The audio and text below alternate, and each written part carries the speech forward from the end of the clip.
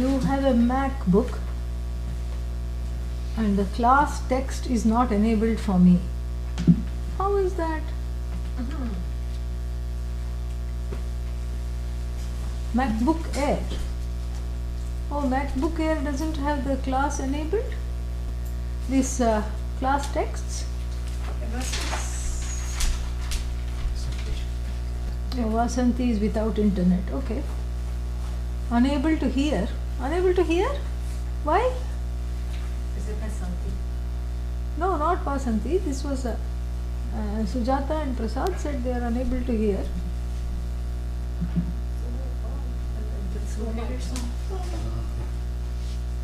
And sounds all over the computer. Oh, it was just a 2-minute problem. Oh, good. Yeah. See, sometimes these, it's there somewhere else. Yeah. I couldn't hear before the break. Can hear now. Wonderful. That's what we need to hear now. Om Sahana Bhavatu Sahanau Bhunaktu Saha Viryam Karavavahai Tejasvinavadhitamastu ma vidvishavahai. Om Shanti Shanti Shanti. So therefore, right at the beginning, Adi Shankara gives a quotation,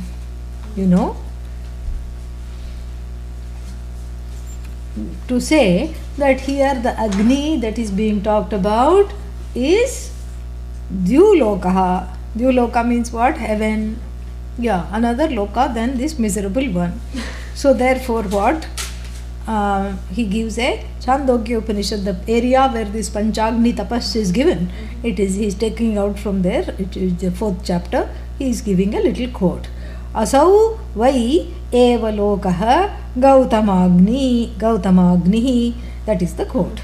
And iti shrutehe, he says. So Agnihi Dyulokaha. First sentence in the Bhashya, Agnihi. Here don't think of the Agni that cooks the fire or the stomach fire or the 5 elemental fire. What is this? It is a Upalakshana, a metaphor for heaven. And what is the basis of that? Another Upanishadic basis. That is the Pramana. Because what will the Upanishad quote? Another Upanishad. That's all. It is very, uncreative that way, because it is only quote another primary text. It cannot afford to quote a secondary text because the secondary text is yet to be. That's why. So then it will quote only another Upanishad. And what does this another Upanishad say? Agnir vai, asau lokaha he Gautama. So this Gautama is being taught here by the teacher, and it says what? Oh Gautama, this Agni is indeed another loka. Yeah, and what loka? You have to interpolate Swarga. You have to interpolate. Okay? So Agnihi vai lokaha. So this is only, this is called, this is called quoting one primary text using the other primary text to buttress what is called Samanvaya. Samanvaya means Ekavakyata. Ekavakyata means Samanvaya. No. Samanvaya means a unanimity of the Veda. No matter where you take any quotation from, it will exactly say the same thing everywhere, and it does not have any external contradiction because it's an independent means of knowledge, and it cannot have any internal contradiction because it has Samanvaya, unanimity of its voice is one voice. So therefore, even if you study one Upanishad properly, it is enough. In fact, mumukshoho vai mandukyam eva alam. So for the true seeker, mumukshu here, Jignasu, the study of the Mandukya Upanishad alone is enough, and it's a big claim. Yeah, that means that each Upanishad is enough. it has got everything. It has got upasana, how to fix the mind and concentrate. It has got the adhikaritvam and the qualifications for how to gain this knowledge. It has got the teaching, it has got everything, and nididhyasana, everything it has. So each Upanishad is a standalone thing. But then to show that each one is just like the other, you do this samanvaya. You're able to, and also this is a kind of a versatility that comes, which banishes these smallness that one has in oneself, because as soon as you look at one Upanishad, the other Upanishad quotation should immediately start coming. Even if you don't know Sanskrit, the meaning of it should, that arthaspuranam must take place. And Adi Shankara is a pro at this arthaspuranam. When he quotes, you have to sit up, yeah. So that is a very great blessing that we have here. Adi Shankara showing us what to do and how to accomplish this. So as soon as he is not even finished explaining the word Agni as Dyuloka, he immediately says why. He says, Hey Gautama, he quotes, Asau eva vai Agnihi Lokaha. So that is what he quotes. And then iti shrutehe, he says this is not just a made up just by this place here. Agni here means heavens. And how are you understanding this? Look at this other Upanishad. That is how there is a certain way of understanding this. And then what? Murdha yasya uttamangam shiraha. So murdha here should be seen as the part of the head, the part of the body which is the most elevated. Hopefully the head, right? Yeah.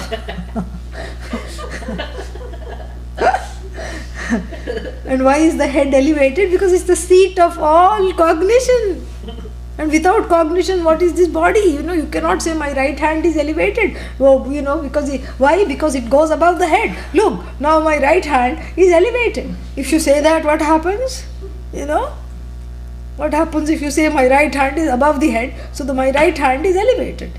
Because the right hand is holding up. Why? Because the head is being held up. In fact, the right hand is held up by the head. So therefore the head is elevated. So the head is nothing but the heavens.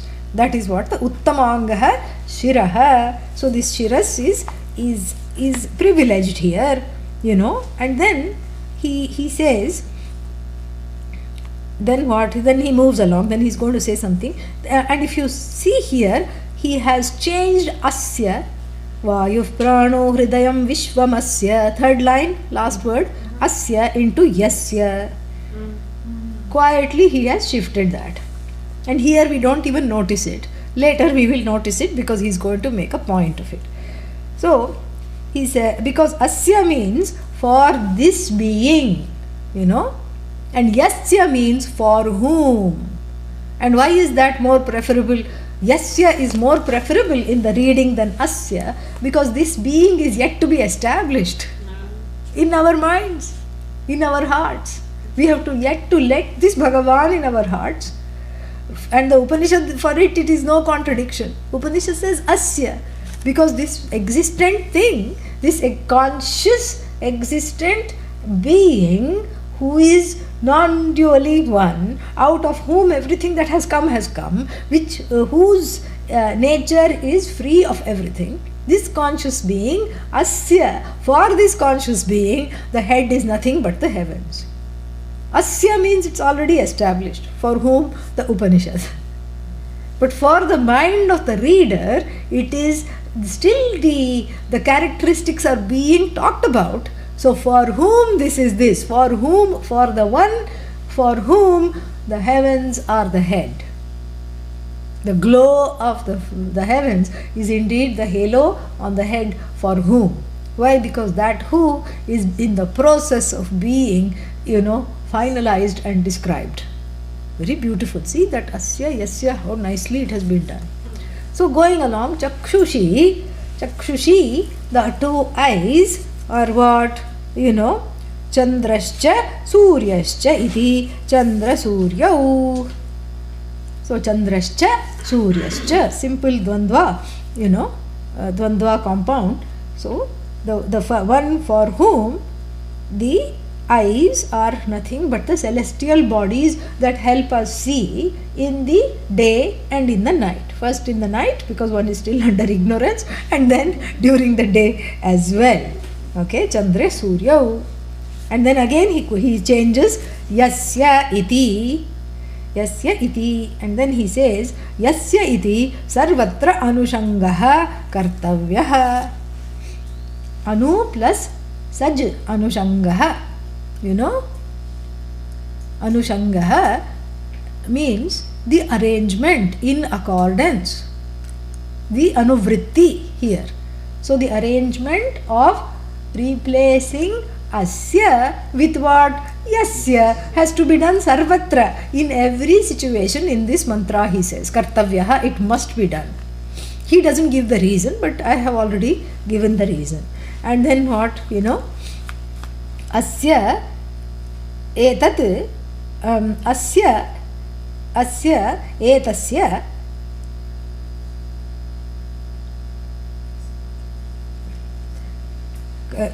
did I miss something? No. Chakshushi Chandra Suryascha iti Chandra Suryau Yasya iti Sarvatra Anushangaha. No, we haven't missed. Okay. Anushangaha Kartavyaha. So you must make this, you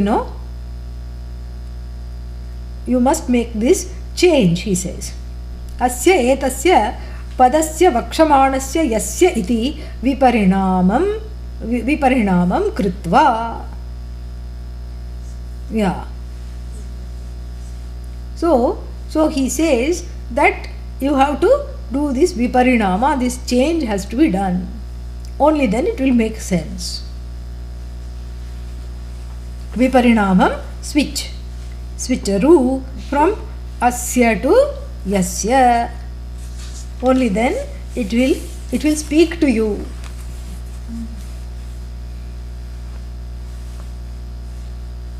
So the most elevated limb is the head. We have done that.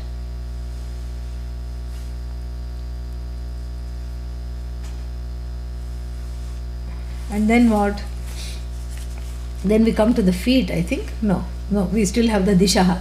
Dishaha shrotre yasya. Very simple. The directions are the ears for whom. We have seen this. We are just seeing this in more detail. Vag vivritaha udghatitaha prasiddhaha vedaha yasya. So vivrita we saw, samvrita, vivrita we saw last time. So vag vivritaha means this vag which is prasiddhaha, which is famous, because when Bhagavan speaks, instantly whatever he speaks starts to trend without Twitter.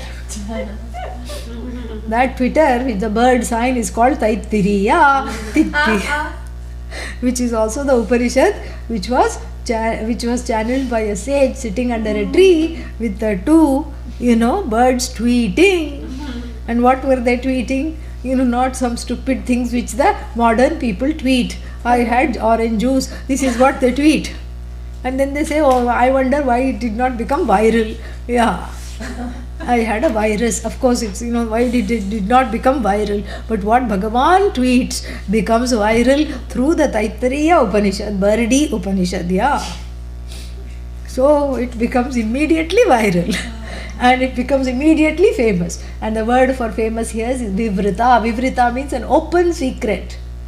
I mean, not even it's an oxymoron, but that's how the Veda is. It's open, but yet it is secret. Why? Because the best kept secret is, even after listening to it, you don't know what it is saying. For want of a teacher, it's a secret. For want of adhikaritvam, the qualifications, it's a secret. So this way, it's what Bhagavan says is open, available to everyone. You don't have to be from India, you don't have to be a Hindu, you don't have to be born in, when the mantras were being chanted. No such thing is needed. All you have to be is a human being, and you have to consider yourself a human being, and then you are available for the knowledge. And then it is a secret. Why? Vivrita. Vivrita means it's not a secret, but still paradoxically it's a secret here. Even though it's so famous. If the Vedas were so famous, why are we still studying? Why? Why don't we have moksha? Why don't we understand? Why are we not completely and totally jnanis? If somebody were to ask the question, it is because Bhagavan is famous through the Veda, but that, the Veda, I am, not understanding it, even though it is easily available because of my own problems. But the Vedas are the speech of this Bhagavan. When Bhagavan tweets, it's the Veda. Satyam Jnanam Anantam Brahma. Yeah, this is what it is. So the Rishi was sitting under the tree and the two birds were tweeting. That was the original tweet. That's how they got this whole Twitter. Yeah. Twitter is a apabhramsha of Taittiriya. That's how it is. So then these two birds were tweeting, and then everybody thought it was just, something, and they were all under 140 characters. So that's because birds, talk very briefly. Only human beings needs to talk a lot. Yeah.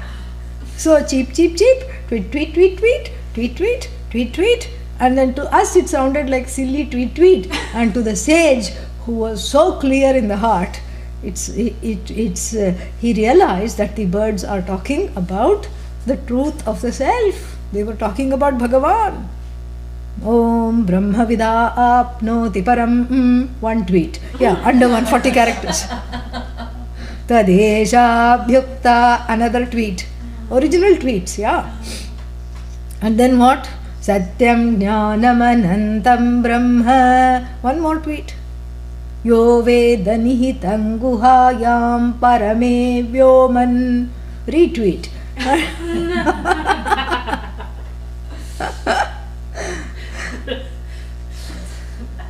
Soshnute sarvan kamaan saha brahmana vipaschideti. And then what? Then the tweets get very, relevant to what we are talking about. Tasmad va etasmad atmana akashas sambhutah akashad vayuh vayoragnihi agnerapah adbhyah prithivi prithivya oshadhayah oshadhibhyonnam annat purushah. Same thing. All the 5 elements, and then the food. Of course, the raindrops are left out, but the food, and then from the food, this Purusha came. This miserable Purusha is just nothing but an offshoot of that non-miserable Purusha. And this is what has to be understood, And this was all done through the original tweets. Yeah. Twitter means Taittiriya. That's all it is. Yeah. English version of Taittiriya is Twitter. And then what? So here the same thing is talked about, Dishaha Shrotre Yasya Vag Vivritaha Udghatita. Udghatita means open. Yeah, Prasiddha, famous. Prasiddhaha Vedaha Yasya. Vayuhu Pranaha Yasya. That Vayu, the element called the 5, one of the 5 elements is what? The prana, for whom? And then what? Hridayam antahkaranam vishvam samastam jagat asya yasya iti etat. So he takes the second meaning. We have to give the first meaning also. So because Sarva Bhutantaratma is there. That's why. So Hridayam, the heart of the matter, is what? You. What is the heart? You alone are the heart of the Purusha. First meaning. Vishvam, because we are talking of Virat. So this Virat has its heart, the Vishwa, the individual. Virat, total. Bhagavan as the total, and in the total is included the individual. Nay, the heart of this total is the individual.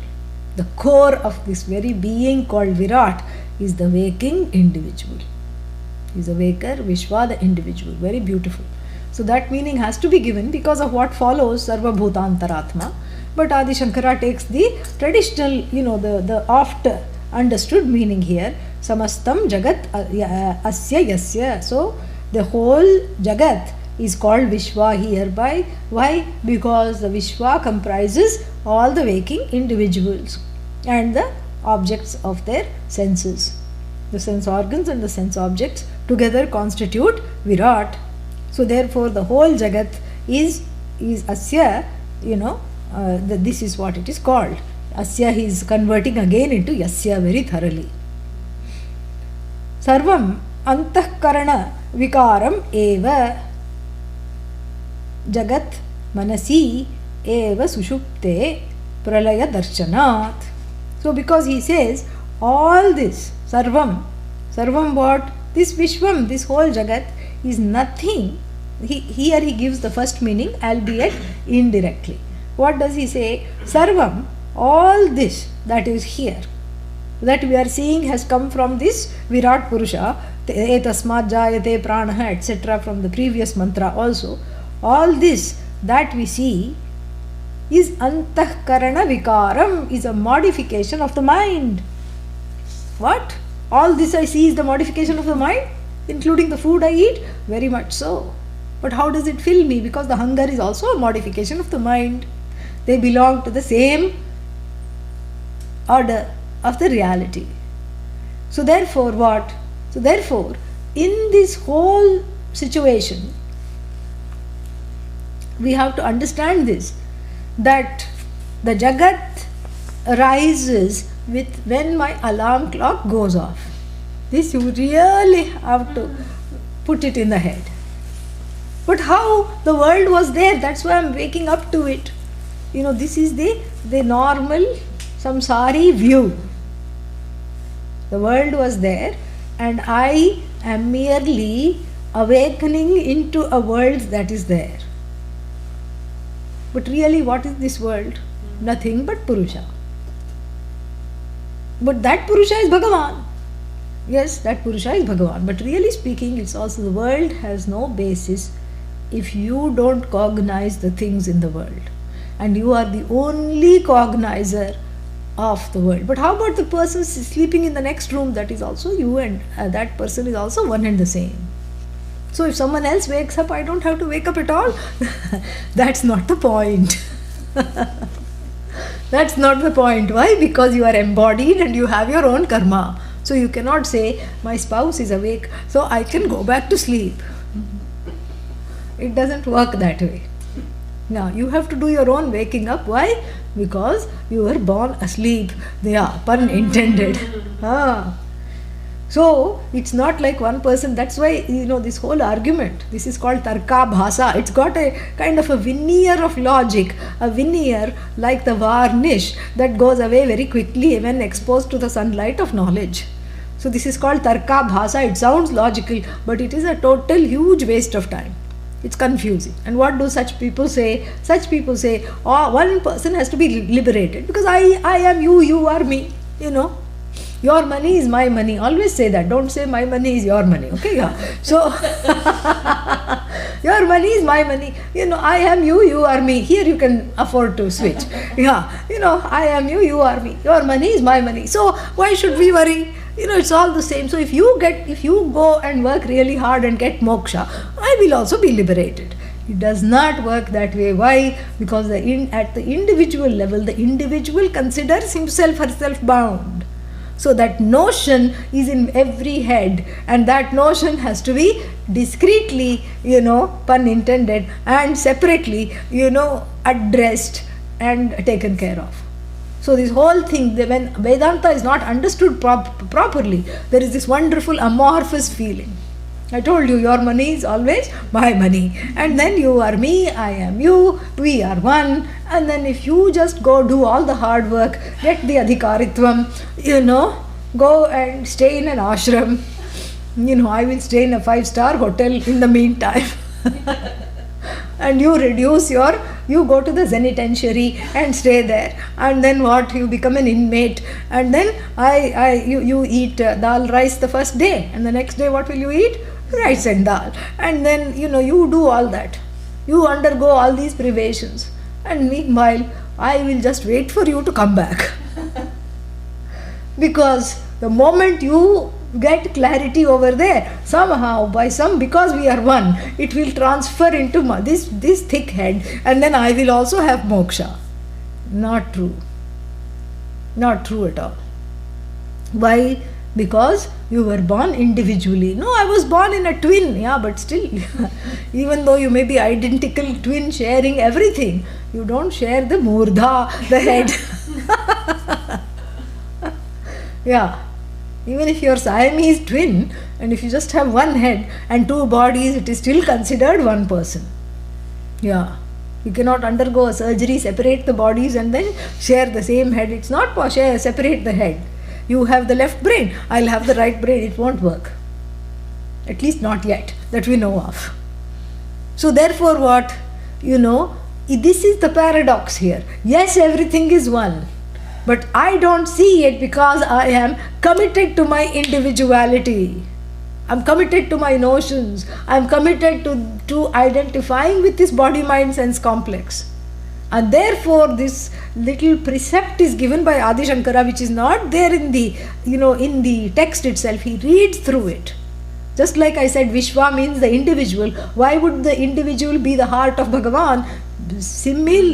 For the same reason that he is saying this. That when you wake up, you are waking up, you are not, it's incorrect to say that I am waking up into the world that is already there. Along with you, your world wakes up. And it is, your world wakes up. And it is a mixed up world which is both objective and subjective, which is simultaneously objective and subjective. Subjective, why? Because you are making the mistake of thinking that there is this world and I come and go. No, you stand the argument, do some headstands, then it will become easy. Stand the argument on the head. You are always there, the world comes and goes. Everybody is looking shocked, but appropriately so. But how the bed which I am sleeping in, was already there, correct? And when I wake up also it's there. So it's not that I am manufacturing the bed every day. You're not manufacturing the bed, but you're cognizing the bed, which is the same as manufacturing the bed. When you sleep, you feel around the bed, okay, it is solid enough. Even though I ate too many sweets today, it is still holding my weight. You feel around the bed, okay, pillows are there, bed is there, bed sheet is there, coverlet is there, and you are satisfied. You heave the last sigh of the waking cognition, correct? You sigh yourself into sleep. You sign off, correct? The moment you have signed off from the Jagat and gone into the sleeping state, is there a bed for you? No. But somebody else who's awake may cognize the bed, but we are not talking of that. Because that person also will fall asleep. We'll make them sleep very soon. But for you, the sleeper, do you care if the bed is there? No, you don't even know that the bed is there. And the bed is unable to proclaim its existence. It does not, have some kind of an antenna that's broadcasting bed of so-and-so, bed of so-and-so, still bed of so-and-so. It is not self-evident, it is not self-reflexive, it is not self-existent. It is existent because you are the one cognizing this is my bed. So 10 hours later, let's be generous about sleep. You wake up and you feel the bed, and you say bed is still there. Bed doesn't say I am still there. You are saying that. And what are you doing? That is your own subjective understanding of this world. That this I have been propped into this world and I am here to eke out my karmas. I have karma and I have bondage, and this bondage has to go, and then for this I have to study Vedanta, hopefully in the waking state, and then what will happen? I will get moksha. All this is your own subjectivity. Yeah. That I have to get up, I have to go to work, your own subjectivity. That I have to do this, I have to do that, all the have to is your own subjectivity. But what is there objectively? Nothing. Even the sleeper, waker, all these things are superimposition upon the Atma. Atma is neither sleeper nor waker nor dreamer, nothing. But here in this interesting juxtaposition of the simultaneous subjective and objective experiences, what happens? You start to think that the world is real and I am interacting with this world, that the world is a constant, it is real. Real means it is cannot be negated by my sleep. This is important. That the world cannot be negated by my sleep. It is real, it is here to stay, and then I am coming and going. In sleep I am not awake to this world, and then when I am waking, when I am awake, then this world has been waiting for me, and then it will continue to go, and it just is a backdrop for me, this world, for me to eke out my desires, for me to fulfill certain karmas, for me to exhaust certain karmas. This world is a kshetra. Kshetra means what? We saw that last month. Yeah, it's a place where I do my exercise. Up, 2, 3, 4, 1, 2, 3, 4, left, right. I jump the hoops and I do some pull-ups, push-ups. This is a playing field. Sometimes a weeping field. Sometimes a bloody field. Sometimes a fearful field. But this world is kshetra, correct? And then what? I am then interactor with this field. This field is there, it is a basis for me, it is my adhishthana. The world is my adhishthana. This is a wrong understanding. The world is not your adhishthana. You are the adhishthana of the world. You have to take it upside down. You have to stand the argument on its head. The world cannot be, a kshetra independent of you. But the samsari's view is this, that I have been plopped through the raindrop. You saw the the raindrop irrigated the cauliflower field and I became a cauliflower. Cauliflower has its own complex. Yeah. I'm not a flower. I'm simply called flower. And I don't even have a particularly nice fragrance. And they say I look like a head. That's why they call me a head of cauliflower. But I can't think. I have dense, those florets are very dense, and I don't have, the power of thinking. So the cauliflower has its own, if it had a human mind, it would have all these problems. But that is not our point. The point is the raindrop that goes into a spinach field, since this is a field. Yeah, so the raindrop irrigates this field and then grows this thing, whatever it is. This thing here happens to be a potential jiva. Don't call it thing. This thing may be thing now, but it is eaten by the father, eaten by the mother, and then what? It becomes the basis for the reproductive material which gives rise to this jiva. Correct? So this is actually a subjective view. Then why are we being fed this view? Because we are in this place of not being able to graduate from thinking that the world is stationary and I am plopped into this world. I have been put into this world to eke out my karma. So the Upanishad, just like Asya was replaced by Yasya, this also has, this argument is also going on so that we gradually let go of this argument. This argument is presented only to be dismissed later on. Because this paradox alone, this whole shake-up, like when you make some, some pickle or something, you have to shake it up. Yeah, you put some oil, you put some raw mangoes, you put some chili powder, you put some salt, and then you put it in the sun. Of course, the sun is the knowledge here. Yeah. And then I am the pickling,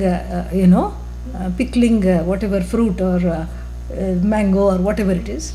And then the sadhana is to shake it up. Every day you have to shake it up. And then everything will get mixed. And so here this shake up is happening. And Adi Shankara does not believe in the gradual method. Never has, never will. Okay? So Adi Shankara says that Vishwamasya, this Vishwam is all in your mind. There is no such thing called Vishwa. Even as we are beginning, this is very interesting, even as we are beginning the so-called cosmology, whose purport of this section is not the cosmology but to understand this shake-up. This is actually a nice shake-up of all the notions that are there. So in this shake-up, what is being talked about is this very, very same thing. And what is the same thing that is being addressed? The same thing that is being addressed repeatedly again and again is what? That you are out of your mind, literally. The mind has its own, you are not your mind. The mind has its own ways of going forward. And this whole Jagat is a projection of this mind. And so when you believe in that projection, you say you have been plonked into this world in order to, exhaust some karma. And I came from this particular raindrop that fell in Eugene, and I came here. Through this I came, and it fell on a, field of alpha, organic alpha field. So like this, healthy sprouts, this is how I have sprouted out. This may be your family tree, and you may be thinking that you are very elevated in looking at it this way, but this too, my dear friends, is just a model. The model is actually showing something. Don't catch hold of the model. The model is pointing to it's a pointing finger, and you can't catch hold of the finger. You have to see where it is pointing. That is what the whole idea is. We are not trying to cut off the finger. We are not trying to catch hold of the finger. We are not trying to bandage the finger. We are merely seeing what it is trying to indicate. And so this is an indicatory lakshana of the Purusha when we look at it from the standpoint of the manifest universe. When the Purusha wakes up, the Jagat spreads out. The thought of the Purusha is just the Jagat. The first waking thought of the Purusha is the whole Jagat. And then in fact, in a small microcosmic way, the first waking thought, you bring out your Jagat in the same way. It's wrong to say that the Jagat is there because you are that Purusha. So the Jagat sleeps with me and wakes up with me. Really speaking, it's like that. Because otherwise, how else everything is stationary for those 10 hours, 8 hours? Yeah. So he makes this drastic, not to be taken lightly statement, even though it just comes quietly, he just inserts it. But this is how the whole rest of the section has to be understood. So what does he say? He says, Sarvam hi, because he says everything indeed and because together, everything indeed is antahkarana vikaram. So this thing that you call Jagat is just a modification of your mind. Antahkarana vikaram eva. Let's see how he translates vikaram. I like these translations sometimes. Where is that here? Of whom the head is the best limb. So, and the entire universe is a modification of the mind. Correct. Yeah. So, entire universe is the modification of the mind. Absolutely correct. Why? Because he says, Jagan manasi eva sushupte pralaya darshanat. So, what happens to the Jagat? It goes into pralayas in sushupti. In deep sleep, the Jagat is liquefied, liquidated. Where is the Jagat? What Jagat are you talking about? So, that Jagat which is liquidated in sleep goes into a causal state along with your own cognition.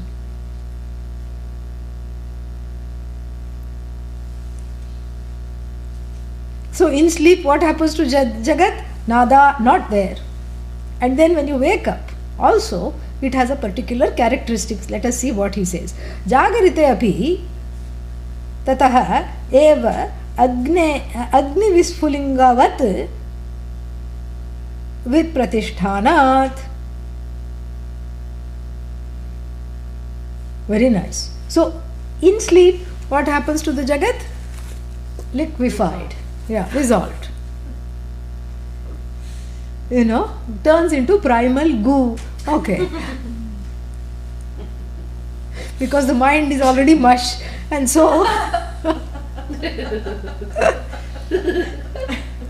see, instant proof. And then what? There is no mind. Mind is already mush. It resorts into a causal form. So the Jagat also has gone, correct? Because there is no mind to cognize the Jagat. So what Jagat are you talking about? So Jagataha Upalabdhi Sthanam, the place where the Jagat is cognized, has gone to La La land. So where is the Jagat? If the Jagat is not cognized, where is it? It's like that Zen cone. The Zens have these cones. Not ice cream cone. K-O-A-N, cone. If the redwood falls in the middle of a forest, what is the rest of it? Will it make a sound? Ayyo Rama. Oh, what a thing to say. Will it make a sound? Are you there? No, I'm not there. That's why we are talking of quiet forest. In the forest where you are not there, let us say, when you are not cognizing the sound, is there a sound? Very interesting. You can say yes, there is a sound, but it is not heard. If it is not heard, can it be called a sound?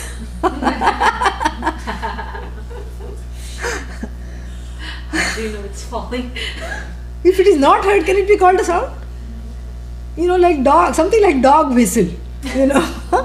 You don't hear it, correct?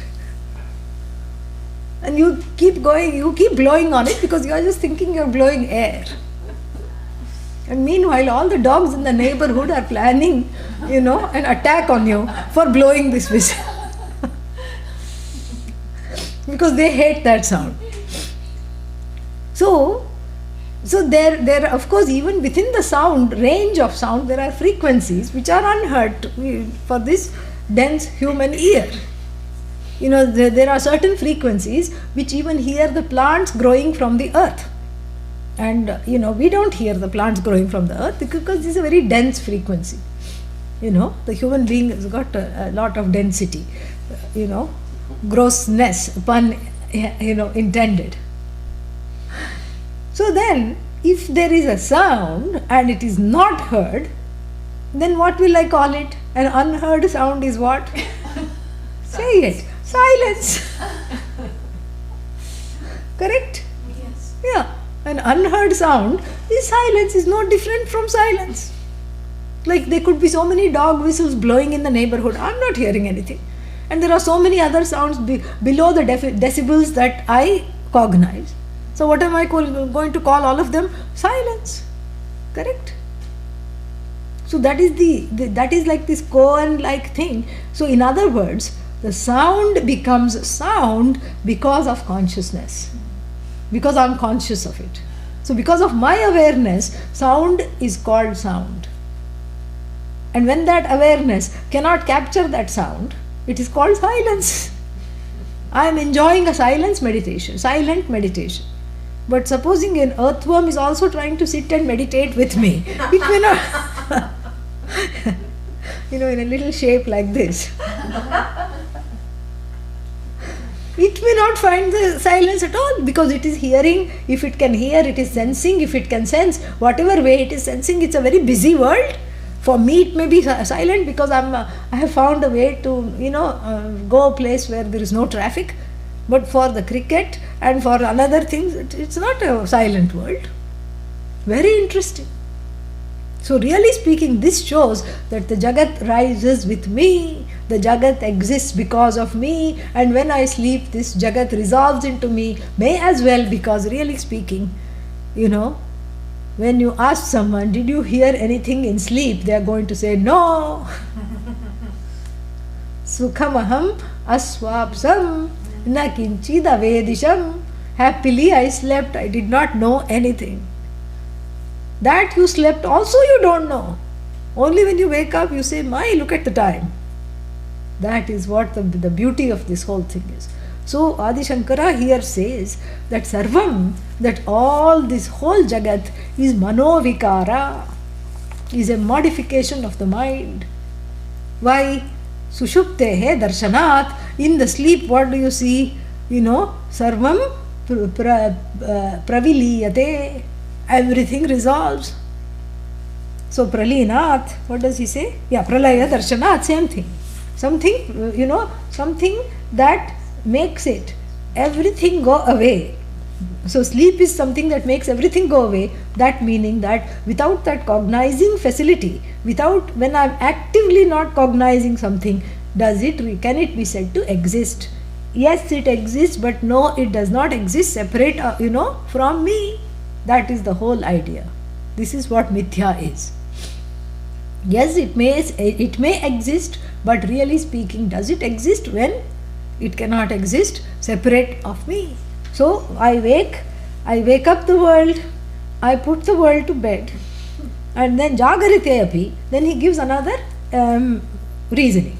So what was the first reasoning? Let's not miss it.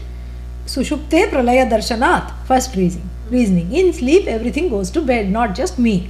The whole universe is, lullabied into a state of basically what? Non-existent. When the mind is the cognizer is not available. When the cognizer resolves, that which is cognized also resolves. That's the first reasoning. Second reasoning, while I am awake also things are not different, he says. Jagrite api tataha eva. So when I am awake, what happens? Agni visfulinga lingavat vipratishthanat.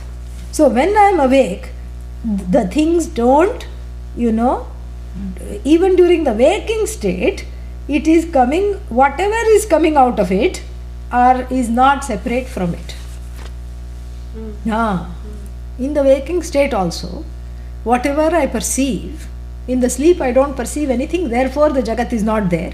In the waking state, I cannot say Jagat is not there. Everything is there. The universe is there. The bed is there. The side table is there. The clock that I don't feel like it should ring is ringing. It is there. The window is there of my room. The door is there. Everything is there. Correct? But in the waking state, how does it exist? Non-separate from that Purusha. Because that is the truth. Like even the sparks out of the fire that we saw in the first mantra. And in sleep, it is non-separate from me. In the waking state, it is non-separate from the Purusha. Ishvara Srishti plus Jiva Srishti together here beautifully understood. Yeah. So in sleep, it is non-separate from me. Because I have my personal way of looking at the Jagat. Where personal or impersonal, that way is not there because the person has gone to bed. And in waking, everything has come from that same fire, is just like that same fire is existing as mithya, as non-separate from the self. So therefore what? So therefore, Vishwamasya Hridayam, the heart of the Purusha is me alone. The heart of the Purusha is this whole universe which is non-separate from it. In any state, waking, sleep, whatever you talk about. Yasya cha padbhyam jata prithvi. He introduces jata. So from the feet, the earth has come, he says. Not that the feet are the earth has come from the feet itself. Eshaha devaha. This is this self-shining, the only entity worth being called an entity. This is Bhagavan. This is the description of Bhagavan. What Bhagavan? All pervasive Bhagavan Vishnu. Vishnu. Who is Vishnu? The one who is all pervasive. Anantaha, limitless. Prathama Shariri, the first embodied one, the one that is the first embodied. Trailokya Deha Upadhihi means the one whose body is including all the worlds. Even though he mentions 3, we have to take all the lokas are included in the body of Bhagavan, of Ishvara. Eshah Devah Vishnuhu Anantah. All pervasive, limitless, the first one that has name and form, and the one for whom all the lokas are the body, embodied in the form of all the lokas, existing in the form of all the lokas. Sarvesham Bhutanam Antaratma, the truth of the whole universe, the truth of all the beings, all the elements, elementals. The innermost truth of everyone is this Bhagavan, the innermost presence of everything, the existence of everything.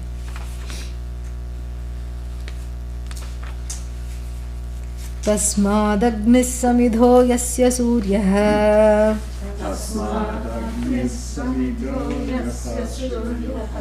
somat parjanyah oshadhayav prithivyam puman retassinchati yoshitayam bahvih prajaha purushat samprasutaha tasmadagnis samidho yasya suryah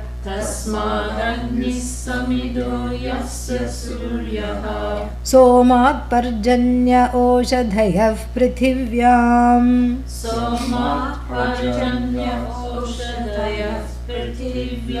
puman retassinchati yoshitayam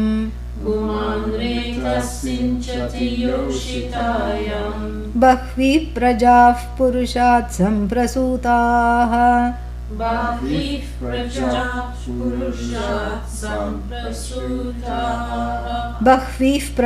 purushat samprasutaha. Lot of F's. Yeah, lot of F's. Bahvih prajah purushat samprasutaha. Bahvih prajah purushat samprasutaha. Bahvih prajah purushat samprasutaha. Getting there. Next week it will be better. So, so a little announcement for the next 2 weeks. Some people are traveling over here, so we are going to have a little bit of a reduced course load. Okay, yeah. What is this reduced course load going to look at? Today we have a class in the afternoon. Do you want that or no? Yes. So today we have a Gita Bhashya class, Gita class at 4 o'clock our time, and that will take place as promised. Okay, and then tomorrow we have 9:30 a.m. our wonderful Bodhasara, which happens twice a month. And then during the weekdays we have our Tuesday evening class. People want that or no? Yes. Wednesday evening class? Yes. So then we are going to suspend 2 classes for the coming 2 weeks. We are going to suspend the Wednesday afternoon class Kathopanishad Bhashya occurring at 3:15 or thereabouts on Wednesdays until the 20th, and then we are also going to suspend the Saturday afternoon, this not today but starting next Saturday. So we are not going to have 2 classes. You can strike off for the next 2 weeks, enjoy the spare time. And what are we not going to have? Gita Bhashya and Kathopanishad Bhashya. Kathopanishad 7 o'clock one we will definitely have. 6 o'clock. Sorry, 6 o'clock, the one that ends at 7. So we are definitely going to have, I caught myself, So we are definitely going to have, but we are not going to have the 2 afternoon classes, Saturday afternoon and Wednesday afternoon, till the 20th. 20th we will have that Bhashya class, okay? Ready? Yes. Okay. Om Purnamadah Purnamidam Purnat Purnamudachyate Purnasya Purnamadaya Purnamevavashishyate. Om Shanti Shanti Shanti Harihi Om. Shri Gurubhyo Namaha. Harihi Om. Thank you. That was a mouthful, huh? But the best part for me was Twitter and Taitri. Oh, that was so darling. That was fun. Yeah. That was my highlight for me.